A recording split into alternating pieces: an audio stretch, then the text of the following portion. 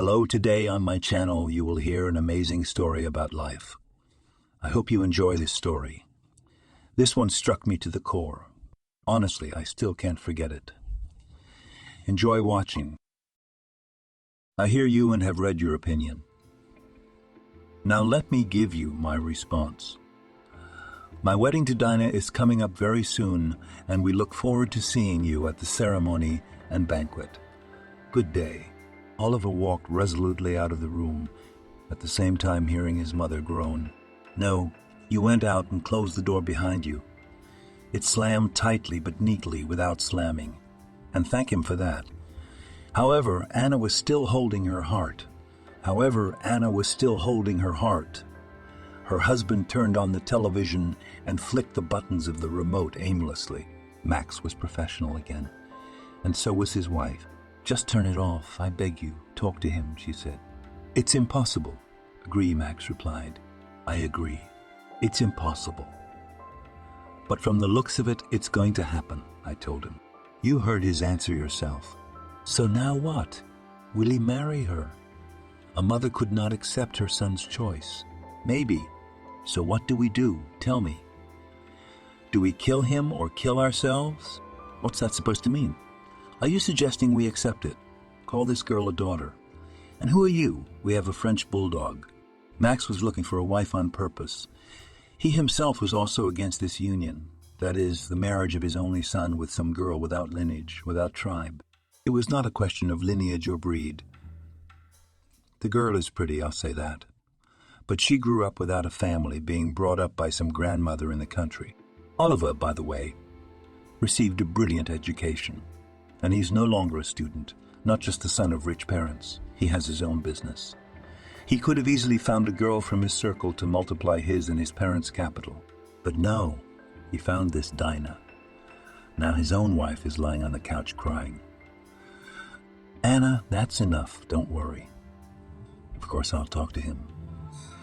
But even if I do, what's the tragedy? It's not like there's anything wrong with divorce. Max, what are you saying? You think it's so easy to get divorced and that's it? You're even more likely to have children in such marriages than in equal marriages. And reputation counts for something. What millennium is this? Sunset in the eyes proclaimed well, read Max. And where and in what circles is divorce or children on the side is considered something reprehensible? Yes, it looks ridiculous now. Someone has only been married once. Stop the hysteria, please. Okay, reputation means nothing to you, but what about your son's state of mind? How will he get over it? A bad marriage. Divorce. His wife will bankrupt him, my husband said in front of me. What else do you think? Sin before God? Is he going to lose money because of that Dinah? Maybe. That's what you're afraid of. And so am I. And we both know why. That's what we need to pay attention to, not metaphysics. I'll talk to Dumbo about that when he calms down and can give me some real-life examples. Yes, Max knew what he was talking about. He had made mistakes both in his youth and in his more mature years, and some of them had cost him dearly. He would explain to his son what promiscuity in a relationship could lead to. Yes, at first glance, Dinah is an angel from heaven, a girl with candy boxes of sugar lambs. But maybe it's time to realize that these kinds of sheep are precisely the danger. It's to warn your son not to talk about a breed they themselves don't have. Max had examples. After all, he was a great seducer of women, and he is now too. But he would tell his son, not me, about it, although Anna guessed something. The presence of a child out of wedlock is not concealed. That goes without saying. And something else.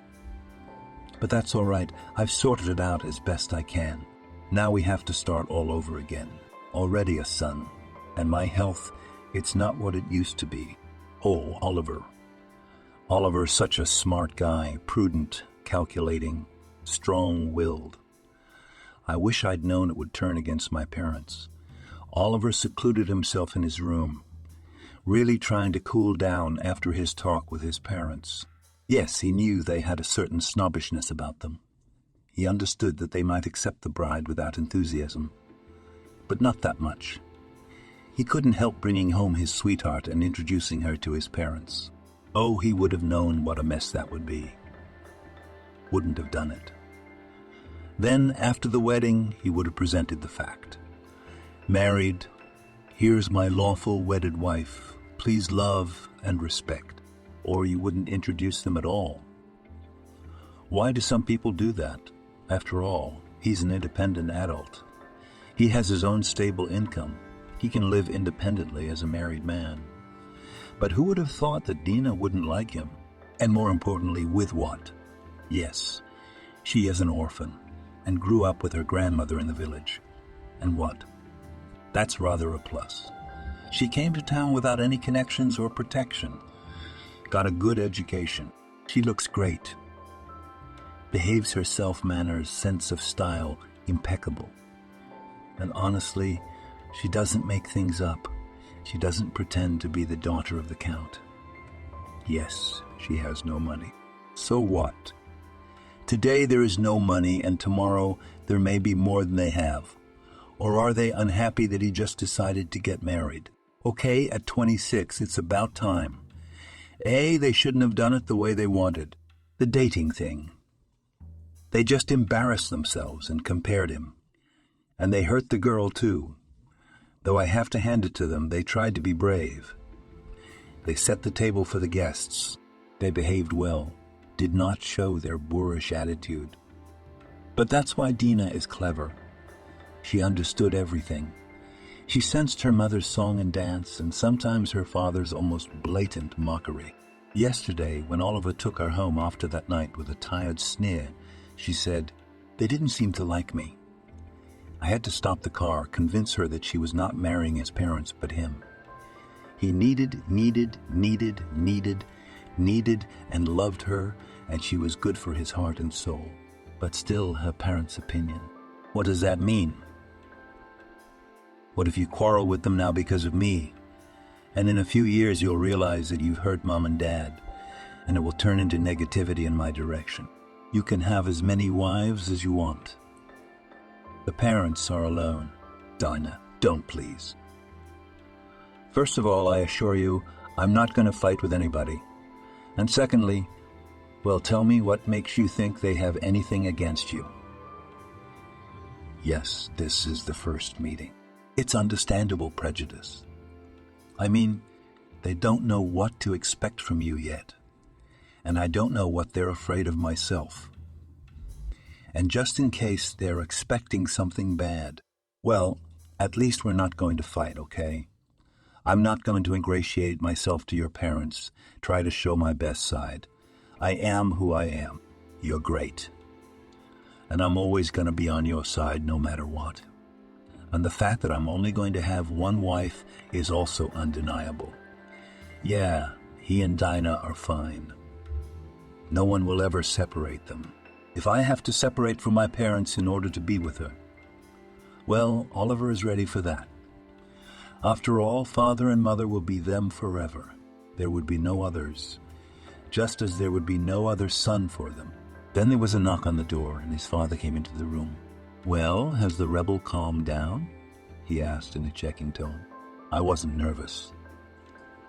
"Everything's all right. Dad, I think you and Mama are nervous. But I don't know what that's about. Everything seems fine. You shouldn't have been so rude and put on a pose. Mother gets upset and cries because she has hypertension, by the way. What is there to cry about? What's the tragedy? Have I decided to get mixed up with robbers? What's the matter?" Oliver really sincerely did not understand. First glance, nothing at all. Pretty girl, your homeland. Jealous, its outward appearance. You can't even tell she's provincial. You knew even at first sight that she was a miracle, the son exclaimed. Yes, I did. Why a miracle? How old is she? 22. 23 years old. And how has she lived since she was what? 18 there. How did she, coming from a village, become Athena on her own? Or did someone help her? My father raised an eyebrow. Here we go, I'm not going to listen to insults about my fiancé. If you don't like it yourself? Yeah, I know. You walk out of the house with her and you don't want to know us anymore, Max continued for him. That's your right. Just think about it. How long will it last? I've suffered a lot in my life because of women, you know? Their greed, the desire not so much to make their own life as to destroy other people's. That wasn't about Deanna, my son answered sharply. You're sure, but I would still advise you to be more careful, more circumspect. Try checking her out, my father advised. That's all there is to it, Oliver brushed it aside. Why not? I trust her, Dad, and she trusts me too. She's not going to test me, is she? We know all there is to know about each other. Oliver was completely convinced of what he was saying, but his father had a different opinion. You're sure? What if she already knows a lot more than you think about the state of your bank accounts, the affairs of your firm, everything, including childhood illnesses, which girl you first kissed in 5th grade? Oliver laughed. Dad, I'm sorry, but this is getting kind of paranoid. Well, look, but still take my word for it. But believe me, finally, I've lived my life, and I've seen things. And I only wish you well. I'll be the first to be happy if everything goes well with you. All right, you don't want to hear about what happened in my life. It was, they say, a long time ago and not true. But you look at your fellows. They don't have all sorts of incidents of varying severity. Max spoke without pushing, just tired. And sadly, that affected his son the most. His father had already left, and Oliver sat there, digesting the conversation. Yes, he trusted Dinah completely. She had never lied, never hid anything from him, and he had never had a single reason to doubt his beloved. But he trusted his father too, and Dad obviously wished only the best for his son. There was no doubt about that. And yes, Max had a lot of experience, and not just in dealing with women. He was not going to get into his father's secrets, but his words about the incidents that had happened to Oliver's friends struck a chord with him. There were stories of his peers, costing them a lot of nerve and, admittedly, money. And since Oliver was mostly in his own circle, his acquaintances were mostly the children of very poor parents. Is it any wonder that so many suffered in one way or another from women's perfidy? And if only in his early youth, young, inexperienced, but even now his peers sometimes fell into honey traps. He remembered the pale face of Baron, a flowing tear, who had recently gone on a multi-day binge after a collapse of love like this. I loved her. Do you believe it?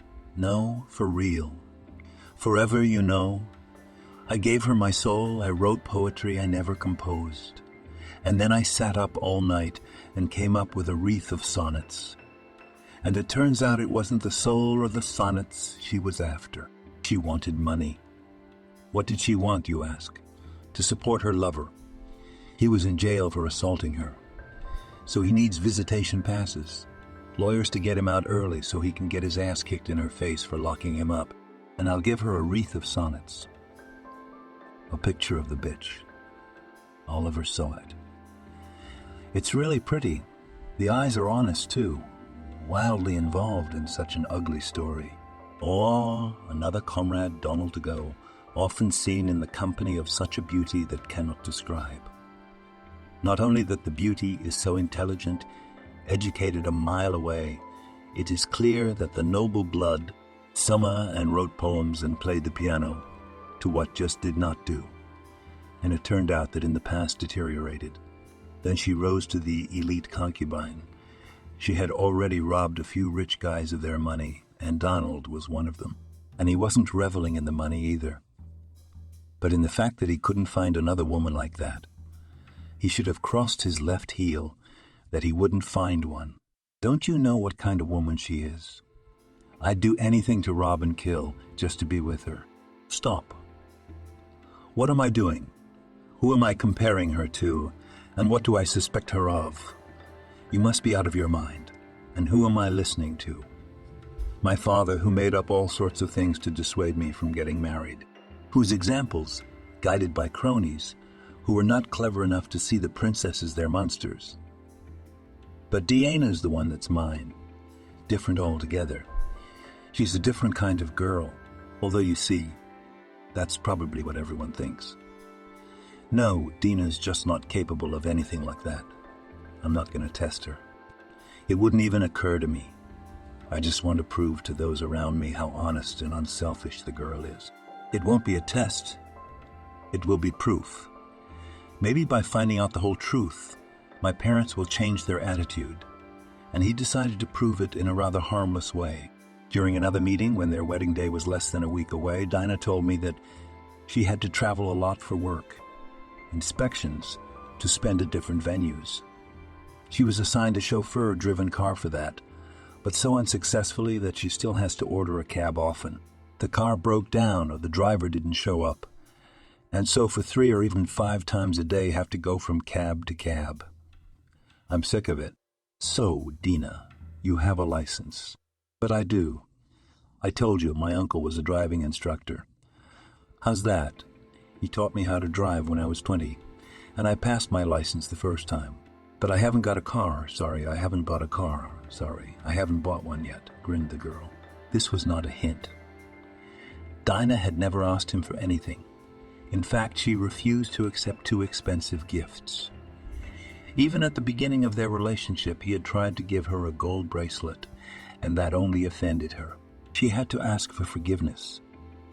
I'm not your relative and not your lover. I understand flowers, or say invite you to a cafe. But why the gold? Certainly not. He'd never hint to her that he could give her a car. But a loaner would. Well, since you have a license, let me give you power of attorney for my new one and drive it. You trust me. Aren't you afraid I'll scratch it? I'm not the least bit afraid, Oliver answered. Not at all. I am much more afraid that we would not meet because you are tired and the next cab driver might turn out to be a maniac and a murderer and take you away to the unknown. Dinah agreed, and the next day she drove Oliver's car, unaware that he had installed a hidden video camera there. He could see the footage immediately on his smartphone. Oliver tried to justify this to himself by his concern for the girl. And the fact that from the beginning he was still worried, wouldn't the camera show something that he didn't like very much? He was hiding it from himself. On the first day, nothing much happened. He drove on business, didn't take any hitchhikers, only talked to both him and Oliver on the phone for work. So there were no surprises. The young man was already beginning to feel ashamed of what he had arranged and was ready to take off the camera and apologize, or not to say anything, but still decided to wait a couple more days. And the next day he saw something he really didn't like. This time the trip was clearly not business. The girl drove up to a house, stopped, got out of the car and waited. Soon a man appeared who could not be seen as anything but the lover of an older woman. He was very poorly dressed, but the man's appearance made Dina very happy. She walked over and embraced him. They stood as if looking at each other fondly. Anyone who did not know Dina might have thought it was her father. But Oliver knew that the girl had no father, and this man, clearly battered by life, could not be her relative. So who was he? Why such joy at meeting him and such an embrace? The couple got into the car and drove off. Oliver, dropping everything, quickly followed, hoping to see something that would reassure him. What could it be? He was lost in speculation. Luckily, Dina's path wasn't that far away. Oliver parked the car in a deserted spot. He decided not to be distracted by watching the camera and see for himself what was going on inside his car. When he pulled up, he walked quickly to the car and opened the door without further thought. His beloved was sitting next to the man, and they were just talking, holding hands. Dina's eyes glistened with tears. The unexpected appearance of her fiancé embarrassed her. She did not even immediately know what to say. The man also sat silent, looking at Oliver in surprise. "Ah, Oliver," she finally uttered. "I'd like you to meet him. This is my father, Arnold. This is my fiancé. That's the man and I'm marrying. His name is Oliver. Nice to meet you. When did you adopt him?" It seems like a few days ago you didn't have a father. The young man said indignantly, but Dina had already come to her senses and took control of the situation. Sit down, please, Oliver. I see you've decided to track me down. I wonder what you wanted to see. Wait, daughter. It's clear. He's jealous because he loves you. Calm down, kid. I really am her father. I adopted her right after she was born. And I spent the last years, sorry, in prison. That is, in juvie. Obviously, I was ashamed to admit it. So she hid the fact that she had such a relative. And then, as luck would have it, I was released a little early. That's how it happened. Here's your parole certificate and other documents. Read it if you don't believe me. And why should you be ashamed of me? I'm not going to refuse completely. Right, daughter? Yes, Dad, I'll never give up on you. Oliver, what do you want now? My mother is really dead, my father. Here he is. And he's not going to do anything to get in our way. But I can't let him out of my life either. I'm going to do everything I can to help him. Thank you, Oliver. That's all I expected from you, Dad said. Well, okay, I agree, said ashamed Oliver. I'm sorry. I wasn't thinking straight, honestly. I don't know what got into my head all of a sudden. And I don't understand why you were hiding it. How it would affect the way I feel about you. I love you, so I have to accept your family too. I invite you to our wedding, Arnold. It's the day after tomorrow. And I understand that you may have some problems, but I'll give you money to go to the hair salon and to buy a suit. Or if there's no time to buy, when you can borrow one of mine. You and I have almost identical figures. Thanks, Oliver, Dina said. You don't have to worry. You don't need any money. I can help my father with that myself. And I'll be very happy, Dad, to see you at my wedding. That's fine. You don't have to worry. I won't ruin your wedding. I'm not going to the registry office at all. Sign without me being there. I'll go to the restaurant, congratulate you, and sit somewhere quietly in the corner. I understand that the groom's parents, even if they don't know my biography, will be annoyed with me no matter what costume I'm dressed up in. Now, it was Oliver's turn to agonize. Come on, my parents won't have anything against it.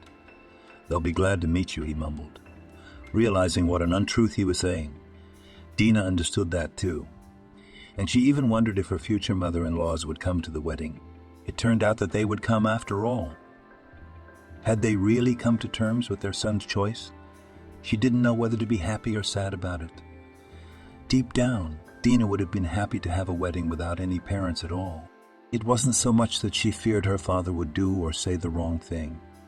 She was sure nothing of the sort would happen. But her mother-in-law might be openly disruptive to their marriage. They wouldn't. But it's quite possible that it won't be without sarcastic remarks. And even if they just sit with a disgruntled look, already seriously spoil her mood. But the girl was well aware that she couldn't do without her parents. And Oliver would not agree to have a wedding without them. And a lot of people around her wouldn't understand. So what would she put up with? There's nothing wrong with not being well liked by your lover's parents. The father, on the other hand, is likely to behave decently. And so the wedding day came.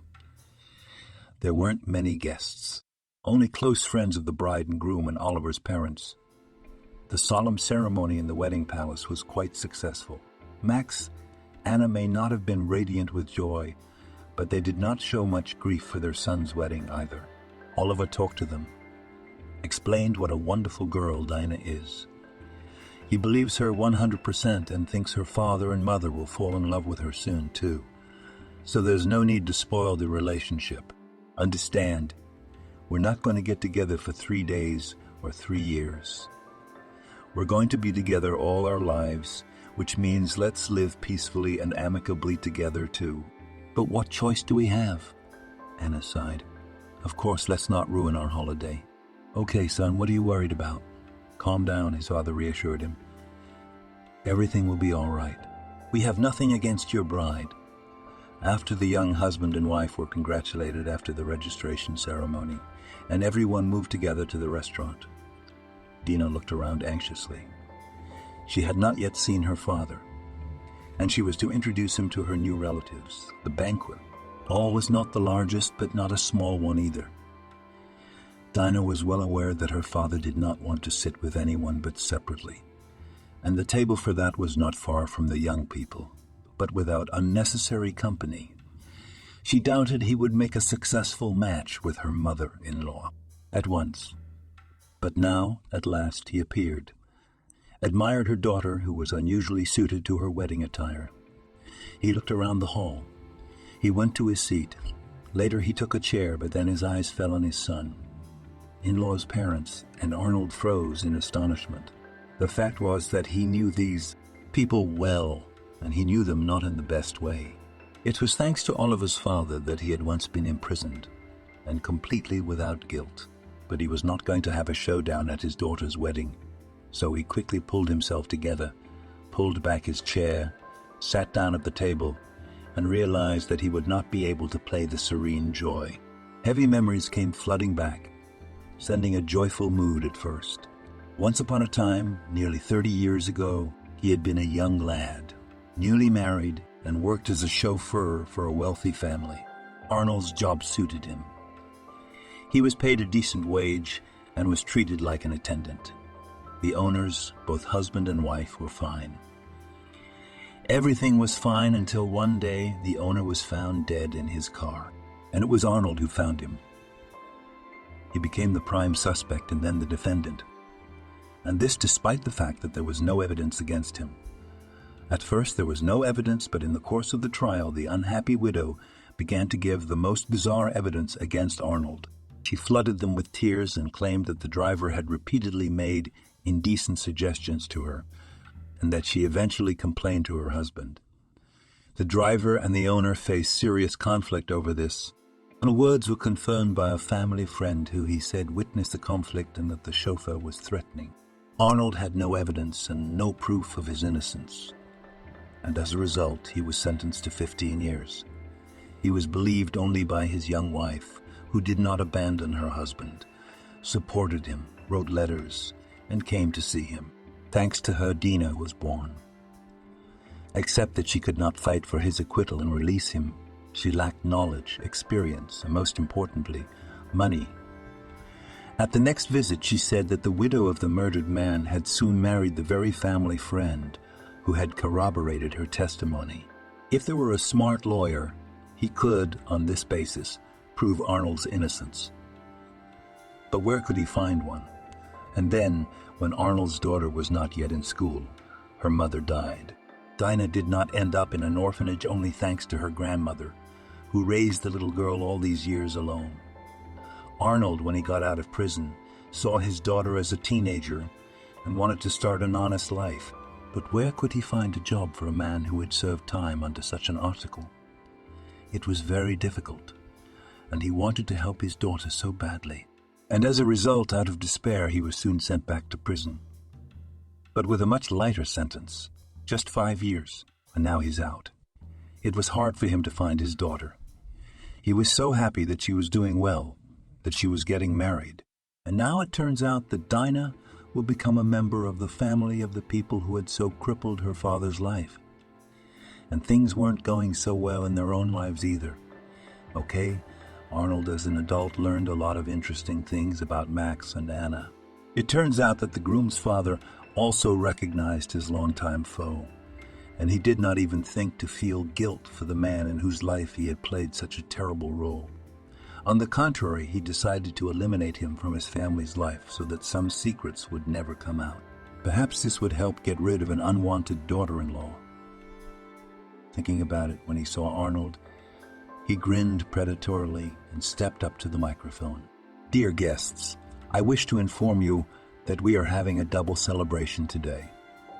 First, the wedding of my son, and second, the release from prison of my father, the fiancé of my esteemed matchmaker. Let's give a round of applause to a man who has been tried twice, served almost 20 years in prison, including for murder. But he did not break down. Feels great, and even showed up to his daughter's wedding without spending a penny. This was totally unexpected for everyone. Some of the guests clapped their hands in confusion, while the rest of us sat there not knowing how to react to such a démarche. It wasn't that Arnold was confused. He was almost taken aback by his relative's speech. After all, it was his fault he went to prison. And now the man who was most likely responsible for the murder was so blatantly shaming him in front of everyone. But he didn't want to talk about it out loud so as not to spoil his daughter's party completely. He didn't even try to go to the microphone. He got up, bowed to the guests, walked over to his bride, and kissed her on the cheek. "I'm sorry, my daughter. I didn't know you were getting married. But you probably don't know that yourself." He turned to Oliver. "Do you even know that you're not the real son to those two? They adopted you as an infant to inherit from your father, who they killed together. And they set me up. So keep that in mind, and in general be happy. You're not responsible for the sins of your parents, neither siblings nor adoptive parents." With that he left. The bride and groom stood at a loss, looking at each other. Oliver was the first to come to his senses. "Let's not find anything out right now. Let this be the happiest day of our lives, and we'll figure out the rest later. I really didn't know anything. And neither did you, probably." After that, the wedding itself took a slightly different scenario. Max tried to approach his son and start a conversation with him. Anna, however, cited ill health and left. The bride cried. Celebration was brought to an end with difficulty. The young couple did not go to the luxurious home of the groom and his parents, but to a hotel, where they decided to spend their wedding night and calm down a little after what had happened. But they didn't understand what had happened. And at Oliver's house, the showdown between his parents was in full swing. "Idiot!" Anna shouted. "But what was it worth listening to me for once in my life? My heart told me that this whole event would not lead to good. Dinah, where did she come from? How I wanted to avoid it. But you cried like a baby. Divorce is not a reputational problem. Bullshit. Let them get married." So they got married, and you have no problem being in jail. What prison? Come on, it's no big deal. All the time's long gone. That lousy convict won't be able to prove anything. He'll start talking too much. He'll end up back where he came from. I don't care if he turns out to be anybody. What's that got to do with me? For a quarter of a century, everything went according to plan. Everything was perfect. And now, here we are. Whether he proves it or not, he told it all. What happens now? What do you think is going to happen? Nothing's going to happen. Oliver, what kind of a fool believes the talk of some convict? I don't know what he said out of spite. And if he does, so what? Anna took the pills.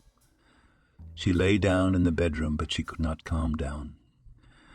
Before her eyes passed all the complex twists and turns of her complicated life, and how fortunate it all began for her. In her early youth, she managed to marry a very promising young businessman. She became a wealthy woman. She lived a life that many people would never dream of. And then her husband had a mistress, and not just for fun, but because of love. And he decided to divorce Anna. She tried to avoid it, but to no avail. She even threatened to kill herself and do horrible things to both her husband and his girlfriend. But no, he was firm in his decision. Apparently it was true love. What's more, the bitch had decided to have his baby. That is, to do something that Anna could not do. It threatened to lose everything she had been humbled by. The woman could not accept it. A final divorce and marriage, but already a pregnant mistress. Her husband put it off because of the problems she was having with her pregnancy, and she was constantly lying in hospitals. What does this mean? There might not be a baby at all, and they would be separated. It wasn't enough for us that the baby showed up, so my husband also adopted him and rewrote his will, leaving everything to the newborn and his mother. We had to act immediately before the divorce was signed. Fortunately, the husband had a partner and an old foe, this same Max. With him, Anna conspired, and he was able to eliminate her husband, diverting all suspicion from himself and put another man's chauffeur. It couldn't have gone better. Everything went well with the mistress. She never recovered from childbirth. She was still lying in hospital. And after learning that her lover had died before he could propose to her, she too passed away, either from a heart attack or something else. Thanks to a few rather large bribes, they managed to quickly conclude a marriage with Max and adopt an heir, that is Oliver. And everything, it would seem, life was successful, becoming the legal parents of the tiny millionaire. They got access to his money and they themselves are not badly risen. And everything would have been wonderful if it weren't for that poor Dinah, who no other than the devil himself had slipped Oliver. How could that happen? Max came quietly into the room. He sat down with his wife. There had not been much love between them from the beginning, but they needed each other. Besides, they shared a dark secret. More than one. He said softly, "It's all right, darling. It wasn't a big deal. Oliver will be here, and we'll talk to him and find out how he feels. Maybe he didn't even think to believe that criminal. And even if he did, we can explain everything without going into detail. Let's think about what we'll say if anything happens. After all, my dear, do you really care that much about his opinion? Well, let's say he refuses us, that we've already got everything we need. And if we want, we'll get the rest. Or do you have maternal feelings?" "Yes, to hell with feelings." Anna brushed them aside. "It's not about feelings, Max. It's about the fact that life has really taken a turn for the worse. Let's say divorces and illegitimate children and all the rest. It's not that big of a deal. But if word gets out about our past, who cares? Whether it's proven or not, the rumor stays. That's it. Our reputation's ruined. People will be ashamed to see us. Yeah, come on. We can handle anything. We've been through worse. And if Oliver gets his tail in a twist, we'll get away with it. Don't be scared. Nobody's going to kill him. There are better ways than that. What do you say we take over his business?" "Sounds good to me. Would you be able to arrange that?" Pathetically, Anna asked. "When and what haven't you?" "No. All right, I couldn't stop the wedding. But that's where love, the so-called love, intervened. Unfortunately, in this I'm really not particularly competent. But in business I am. So don't doubt it. They didn't have to explain themselves. No one asked for an explanation. Oliver and his young wife didn't arrive at their parents' house until a few days later. He immediately announced that he was going to get his things. Excuse me, so-called parents. But in these days I found out that Dinah's father was right. I am the adopted son. I can't say that you were such a worthless father and mother, but still, you are not my parents and there are still some unpleasant things about our kinship. So Dina and I are going to live separately. After all, we're not dependent on each other. I have my own business, my own affairs, and I hope that we won't have any claims on each other. And I don't want to dig too deeply into the past, simply because I don't hope to find answers to all the questions, of which there are plenty. Okay, I won't. You really are an adopted son, Max answered calmly. That we've been hiding it, that's understandable. But the rest of it, do you really believe the drunken ravings of that criminal, your father-in-law, and would spit on your mother and me? I don't spit on anybody. We just want to live separately. I'm a grown-up married man. Besides, I understand that we won't be able to live together now. Anna tried to act the tragedy and began the usual wringing of hands, lamenting about the ungrateful son. But, realizing that the performance would not be appreciated, she stopped it. You should still be grateful to us, she said, deciding to reserve the last word. And it is quite possible that you will still regret your words and come to us for help. And you will be, I hope, ashamed, because we will not be remembered for evil.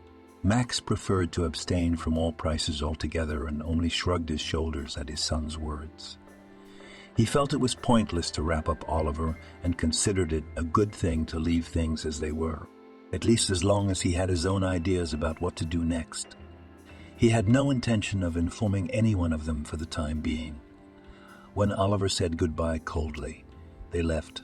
Max went into his wife's room. She paced from corner to corner, unable to suppress her rage. "Everything is all right, as you can see, including our reputation. This fool decided not to dig any further and just left home like all normal people. Who lives with their parents nowadays?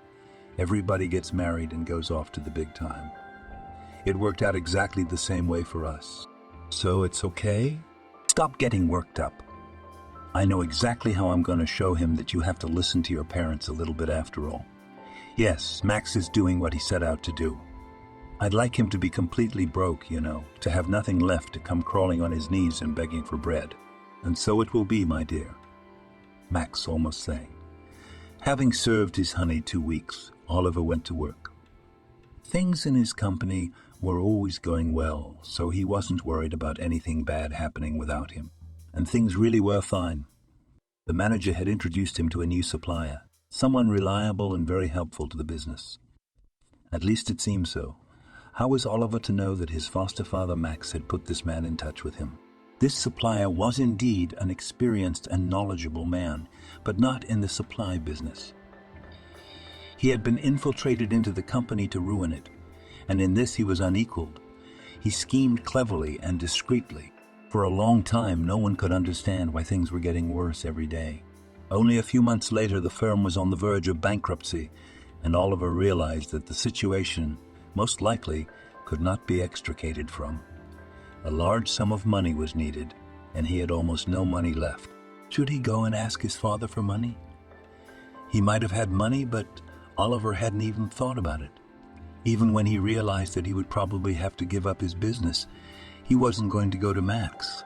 All the more, he began to suspect that he might have played a role in the ruin of the firm. It was a very difficult period. The young businessman found solace only at home with Dinah, who supported him in everything, and comforted him, and comforted him, and comforted him, assuring him that they would not be lost in any case. "Oliver, can we really give it all up? I can't watch us suffer because of this firm. What are we going to live on? We were going to buy a house, and now we have nothing to pay the rent next month. What to do?" Dina asked. "But listen, if things go the same way at your firm, you won't be able to pay anyway. Just please don't go into debt. I've heard that they advise you to take out a loan, and not a small one at that. Mind you, it's very dangerous." "I agree with you. I'm not going to take any credit, but what can I do? If you agree to give it all up, we might as well move to the country. I have a house there, quite sturdy and livable. Of course, it's not what you're used to, but what you're used to. But what can you do? We'll work and slowly bring everything back to normal. There's a lot of people making country houses so pretty nowadays that any mansion would be jealous. I believe that. But you got to know how to do it all. And I'm a city man. I have no idea what it takes in a farmhouse to be at least livable. The roof leaks, and I have no idea how to fix it. I can't even get the stove to melt. You'll learn, Oliver. It's not that hard a science. Besides, we'll take my father with us. There's nothing for him to do in town anyway. Can't get a steady job. He gets sick a lot. He grew up in the country, and he always had his hands in the right place. So, they thought, pondered, hesitated. They called Arnold to the council. He was delighted with the idea. For a long time dreamed of moving to the village, but did not dare. Nothing to do there alone. And with a young family, not everyone will be able to. They moved to the country after all. Oliver sold his fancy foreign car. And a lot of other things he didn't need. There was money for all sorts of farm implements. It was possible to begin to arrange his life, start a farm. And then Dinah announced that she was expecting a child, and the joy of her men could not end. Oliver's adoptive parents were happy too. When they found out their son was broke, they were waiting for him to come to ask for mercy, because he and his young wife had simply nowhere to live. So there was nowhere to go. Of course they would come. Anna was rehearsing for herself an angry reply of her adopted son that he did not appreciate his parents. He did not listen. We were not native, you did not need us. And as you pressed your tail, so he jumped. And you brought your mutt with you. And who told you we'd take you in after all the insults you've heard? After the way you spit on us, get out of here and go to your father.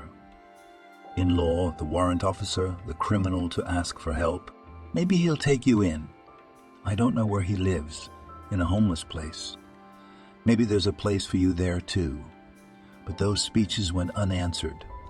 Oliver never came for help. But Max came home one day and happily told his wife, I heard the news about my son. You'll laugh a little, but they moved into the country. Turns out our beautiful bride has a hut on chicken legs. That's where they moved. Oh, yeah. Tell me he's so proud. He didn't even come to see us. Well, what's his business? It's no big deal. He'll live there, twist cows' tails, and go back to town. How long will he last? To live in the countryside? No. No. It's better if he doesn't come back. I can't imagine what he'll get up to in that village. He'll drink himself to death in a clearing or whatever they eat. It's not like they're going alone. And they took that felon's daddy with them. Can you imagine what they'll get up to there? The spouses were having as much fun as children, speculating about the further degradation of someone who had been considered their son for years. They had no sympathy for Oliver, much less for DNA and their possible children. They prophesized all sorts of troubles, and the young ones never got to anything. They may not have lived richly or easily, but they lived together and with hope for the best. Arnold was happy to be back to his roots. Dean, too, was used to everything. And even Oliver got into the swing of things pretty quickly. He was enthusiastically engaged in the household under the guidance of his father-in-law. Everything was going great, although the lack of money often had an impact. Oliver understood that the only thing they could hope for was a good harvest. Selling it would bring them at least some income. And his father-in-law, it turns out, had another dream, not quite realistic, as he himself realized, but still. During my last stint in prison, he told me, I met a grandfather. He was already in good years, and a sick man. He had spent his whole life in prison, of course. He told me his secret in gratitude for a favor. When he was free, he robbed a jewelry store. There were a lot of valuables, but he didn't get to use them. He was caught, but he hid it in a secret place. He told me about this place, which is not far from us, in an abandoned village. He felt he would soon be released, and he didn't want the goods to go to waste. He had no family. He had been alone all his life. He told me this before he died, so I decided to check it out. I remembered the landmarks well. If I find anything, I'll share it with you. Do you really believe in miracles? Do you think it's true? I'm sorry, but at your age, looking for pirate treasure is stupid. Dina waved it off. I agree. The probability is almost zero. But it's the almost that worries me. What if the old man wasn't lying? And why would he do that when he's about to die? Well, no one forbids me to go and check. The village is abandoned, so I'm not in any danger. You'd just be wasting your time. What time? I'm not going to spend a year there. I'll just go, take a look, and be back in a day or two, 3 at the most. Nothing's going to happen to you without me. And so without a second thought, I set off. I don't know if I had dreamed about it or if I just wanted to take a walk in my native places. After all, I was born and raised here. I had once walked this whole area on my own feet. I reached an abandoned village and found an abandoned cabin there. It seemed to be just the right place for me. All I had to do was get into the basement, which in itself was not safe. The house was already barely standing. Cautiously, I opened the door and entered, and was surprised to find that the house was occupied. There was a boy about 7 years old lurking in the corner. "What are you doing here?" I asked in surprise. "I live here." "What do you want?" the kid answered defiantly. "I came to see who lives here, like Mowgli." "Why are you here?" I asked. "I'm alone without my parents." I ran away from the orphanage. If you want to send me back there, you'd better go. I'll stay here, the boy replied. And how do you live here? Alone. What do you eat? I asked. Whatever I have to. The boy answered in a voice that gave away his hunger. He was small, and his impertinence was a defensive reaction. Apparently, he had had to endure a lot of abuse, especially in the orphanage. Well, let's get out of here quietly. I've got food, and I'll take you back to my place so we can live together, I offered. What's your name? I asked. Evan, the boy replied. All right then, and I'm Uncle Arnold. We know each other now. Are you ready to come with me? I asked. Yeah, let's go, Evan agreed. Grab some food and wait for me outside. I'll stop by the basement on business, I said. There's nothing there. I've already been there, just cans. Evan said, I'm not interested in banks. I'll take a look, I said. Of course I didn't find any treasure. Maybe there wasn't one. Or had someone already found it before? The one I expected to find. But I found a boy who really needed an adult. And Arnold didn't mind taking care of a child at all. After all, he'd never had to watch his daughter grow up in his life. But what would happen now? Either a son or a grandchild. That's what he said when he came home. Well, young people, meet me. Here he is, my treasure of gold. Evan's the name. He told me how he found this boy instead of the treasure. You know, no one would let me adopt him. Old, single, I mean not married, and incarcerated. They don't trust kids like that. So you'll have to adopt. But don't worry, I'll take care of him. I can take care of myself, Evan pouted. He really turned out to be independent, serious, not giving up any work. On the contrary, willing to help everyone. And he was good at everything he did. And if he did not know how to do something, he studied with pleasure. Oliver and Dina managed to arrange the adoption, even though it cost money. After all, they had to get the documents for the boy first. He turned 8 years old, but he had to be placed in the first grade. He almost never went to school in the orphanage. In spite of all the difficulties, the house was starting to look more and more lived in and even comfortable. And then it turned out that Oliver's foster parents had gone bankrupt after all. It happened thanks to the very vendor, with the help of whom they had managed to ruin their son's firm. This one, by all appearances, had gotten a taste for it and decided to go cheap. He had done his employer's bidding, which, yes, they had paid him as they had agreed, but they had received many times as much, and so he decided to restore justice in a peculiar way. He began to withdraw the money from Max's company accounts, and he failed. Firstly, he was much more experienced than his son, and secondly, he was initially aware of whom he was dealing with. Yes, Max realized, not at once, but realized, decided not to leave the theft unpunished, reported to the police. And he was not going to keep quiet, and during the first interrogations he began to tell Max machinations.